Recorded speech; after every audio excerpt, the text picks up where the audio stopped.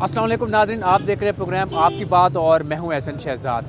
नाज़रीन, आज पेट्रोल भी महंगा हो चुका है और खान साहब का ये ज़मान पार पे धरना भी जारी है और पेट्रोल की कीमतें भी आसमान पर पहुंच चुकी हैं। इस टाइम 249 रुपये हो चुकी है कीमत पेट्रोल की। और डार साहब जब आए थे, इसाक डार साहब, तो उन्होंने यही कहा था कि पेट्रोल की कीमतें हम नहीं बढ़ाएंगे। अब है कि पेट्रोल की कीमतें बढ़ाएंगे, डीज़ल की कीमत बढ़ाएंगे, तब हम आपको पैसे देंगे। तो अवाम इससे परेशान है अवाम, और सरापा एहतजाज भी है। ज़मान पार के बाहर नारे लगाए जा रहे हैं, मुंशी के, और पेट्रोल महंगा हो गया, इसके बारे में नारे लगाए जा रहे हैं। मेरे साथ अंकल जी मेरे साथ मौजूद हैं, इनसे बात करते हैं। अंकल जी, पेट्रोल इतना महंगा हो चुका है, इसके बारे में क्या कहेंगे आप? सर, इनको शर्म आनी चाहिए। मैं तो कहता हूँ इतना अरसा हो गया कहते हैं जी हम ये करेंगे वो करेंगे, मुल्क का बेड़ा गर्क कर दिया। ना हमें खाने को कुछ मिलता है, ना टमाटर मिलता है, ना प्याज मिलता है। पेट्रोल तो बड़ी दूर की बात है, किसी के पास गाड़ियाँ नहीं है, वो क्या करेंगे? वो तो पैदल ही जाएंगे। हम तो पैदल लोग हैं, लेकिन पैदल भी हम मर रहे हैं। पेट्रोल गाड़ी वाले तो जा नहीं सकते, वो क्या करेंगे? हम तो खुद मर रहे हैं कि खाने को शाम को नहीं होता, बच्चे रोते हैं, बच्चों की फीसें हमारे पास नहीं है। इनको शर्म आनी चाहिए, या तो इस्तीफ़ा दे दे, इलेक्शन कराए, कोई एक हुकूमत आ जाए, पता भी चले कौन आ रहा है यहाँ पे। एक हुकूमत बन जाएगी, हम सबको सुकून होगा। अच्छा, खान साहब यू टर्न वापस क्यों लेते हैं बार बार? खान साहब इसलिए कह लेते हैं कि खान साहब का एक कोई मतलब है इसमें। वो कहता है कि यार मेरे जवानों का नुकसान ना हो। उसकी एक आवाज़ आएगी तो मेरे ख्याल में आपको यहाँ पे सड़कों पर भी लोग बैठे होंगे, लेटे होंगे यहाँ पे, जहाँ तक मेरा ख्याल है। और मैं यही कह रहा हूँ कि खान साहब इसलिए यू टर्न लेते हैं कि वो अगर आप यहाँ पे किसी को भी कह दें कि सारे यहाँ पे नहीं, उन्होंने पहले कहा था जी कि असम्बलियाँ तोड़ें, असम्बलियाँ टूट गई, इस्तीफ़े थे, हमारे इस्तीफ़े क्यों नहीं कबूल किए जाते? इस्तीफ़े भी कबूल हो गए, अब कहते हैं जी हमारे इस्तीफ़े वापस लें। ऐसी क्या वजह है इसकी, क्यों यू टर्न लिया? सर, मेरी बात यह है कि यार हर एक पार्टी का कोई ना कोई बीच में आपस में यार किसी की सुननी पड़ती है ना। सब लीडर का तो नहीं चलता है ना, उनकी भी सुनना पड़ती है। अभी ये है कि मैं तो ये कह रहा हूँ कि इमरान खान को जो है ना अभी फ़ौरन तौर पे जो है ना इलेक्शन डिक्लेयर करना चाहिए और लोगों को सड़क पे आना चाहिए महंगाई की वजह से, और हड़ताल करना चाहिए, पहिया जाम। अच्छा, हड़ताल होती है तो नुकसान किसका होता है, बताएं मुझे ज़रा। देखिए जी, नुकसान तो आवाम का ही होता है।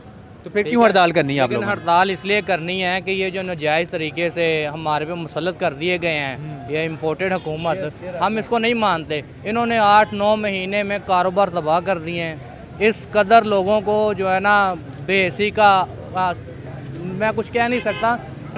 लोग यार एक दूसरे की तरफ जो है ना खाना लेने जाते हैं, आटा मांगने जाते हैं लोगों के घरों में, लेकिन वो कितनी देर वो दे देंगे? हमसाये के तौर पे हर कोई कमज़ोर बंदा ही कमज़ोर बंदे के पास जाता है। वो आटा वगैरह लेने जाते हैं, 1 दफ़ा 2 दफ़ा। मैंने अपनी आंखों से देखा है, एक बंदे ने एक बंदे को कहा, मैं सामने ही खड़ा हुआ था, तो उसने कहा यार आप खाना जो आप आटा हमारे से मांगने आते हो ना, हमारे पास तो अपना खाने के लिए, आप जाके बाहर जाके भीख क्यों नहीं मांगते? इस तरह के तो आलम है। तो इसलिए हम हड़ताल हमें करना मंजूर है, ताकि अमीरों को भी पता चले कि गरीब किस तरह अपना गुजर बसर कर रहा है। नाज़रीन, ये अपने लोगों की बात सुनी, और लोगों से बात करने की कोशिश करते हैं कि उनका क्या कहना है। मेरे साथ ख़वातीन मेरे साथ मौजूद हैं और हम ज़मान पार्क में मौजूद हैं। मैडम, क्या कहेंगी? आज पेट्रोल का बम गिरा दिया गया है, तो इसके बारे में क्या कहेंगे? 249 रुपये हो चुका है इस टाइम पेट्रोल। वो नानी चोर नहीं आई है, सर्जरी करवा के पीडीएम की जो बाजी है वो तो सारी बात है, वो वहाँ में से निकालना था ना। उन्होंने अपने खजाने जो हैं वो तो नहीं छेड़ने, जो उनका अपना बैंक बैलेंस है उसको तो नहीं उन्होंने छेड़ना। तो जारी सी बात है, आते ही उसने जो खर्चा उसकी सर्जरी पे हुआ था वो वहाँ पे डाल दिया है, और वो कर भी क्या सकते हैं? वो तो कह रही अपना इलाज करवाने गई, सर्जरी करने थोड़ी गई थी। वो फेस की सर्जरी करवाने गई थी, वही तो उसका इलाज है, वही तो वो करवाती है। फिर वो नज़र नहीं आना होता कि मैं बड़ी यंग हूँ, लेकिन नानी जो मर्जी बन जाए, नानी नानी है। नहीं, नून लीग वाले कहते हो तो वो तो हमारी यंग सुपरस्टार है हमारी। वो तो जिस तरह खान साहब हमारे दिलों में घर कर गए ना, कल वो आई है जब, तो बिलीव मी के मोटरवे से जब हम उतरे, उनकी खवातीन कहती है हमें इन्होंने बताया नहीं है कि हम किधर जा रहे हैं। हमें मैं ये कहा जी वो एयरपोर्ट तक जाना है, तो ये 2-2 हज़ार आप ले लें, हमारे साथ चलें। तो हम इनके साथ आ गए, तो हमें नहीं इन्होंने बताया कि हम किधर इनको लेके जा रहे हैं। ये खान साहब के सिपाही आप देख रहे हैं ना, ये बेलॉस हैं, वॉलंटियर हैं।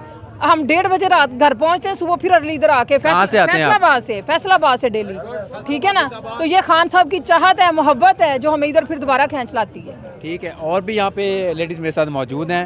आप क्या कहेंगी, मरीम का कल बड़ा इस्तकबाल किया गया, शानदार इस्तकबाल किया, इसके बारे में क्या कहेंगी? कोई हज करके उम्रा करके ही हैं वो? बिस्मिल्लाहिर्रहमानिर्रहीम, आप इसको इस्तकबाल कहते हैं। इतनी सलालत, अल्लाह ताला माफ़ करे। ऐसी इज्जत से तो बंदा जो है ना डूब के मार जाए तो वो बेहतर है। इतनी इंसल्ट, वो भी एक खातून हो के अपनी करवा रही है, उनको शर्म आनी चाहिए।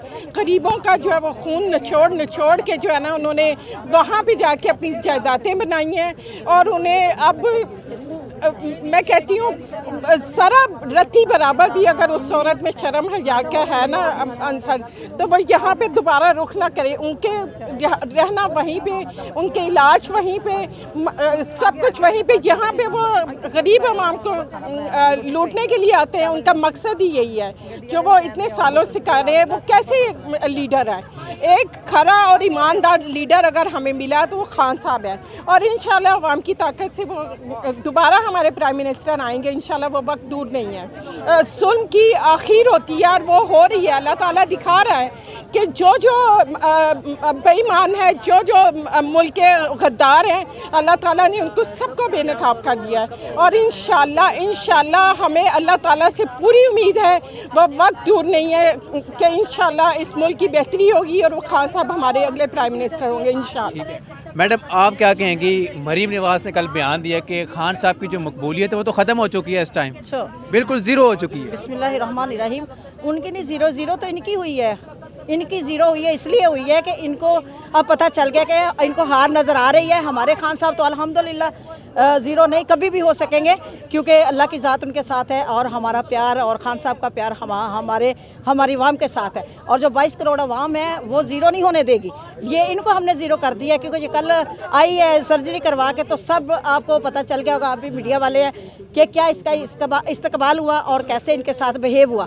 और हम ये चाहते हैं कि खान साहब जल्द से जल्द जो है वो वज़ीर आज़म बने और हमारे पाकिस्तान जैसे, आप यकीन करें हम घरों में इतने परेशान हैं लोग, क्योंकि जो सफ़ेदपोश लोग हैं वो ज़्यादा परेशान हैं। तो इंशाल्लाह ज़ीरो जे हुए हैं, होंगे और होते रहेंगे।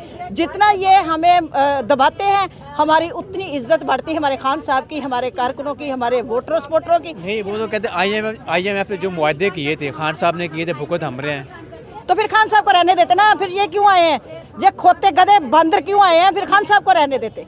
खान साहब था तो फिर हम अवाम जो है इनको मुंतखब कर दिया 35-40 साल से। ये खान साहब है, खान साहब तो 3 साल में 4 साल हुए उनको। और उनके दौर में जब वो थे, हमारी अवाम जो है काम भी कर रहे थे, लोगों को फैक्ट्रियों में मजदूरों की ज़रूरत होती थी। अब हमारी फैक्ट्रियां बंद हैं, लोग बेचारे रो रहे हैं, बच्चे रो रहे हैं। अब इनको नहीं पता, जब जो उस वक़्त हमें आटा 40-45 रुपये मिल रहा था, अब 140-150 मिल रहा है। ये नहीं इनको नज़र आता।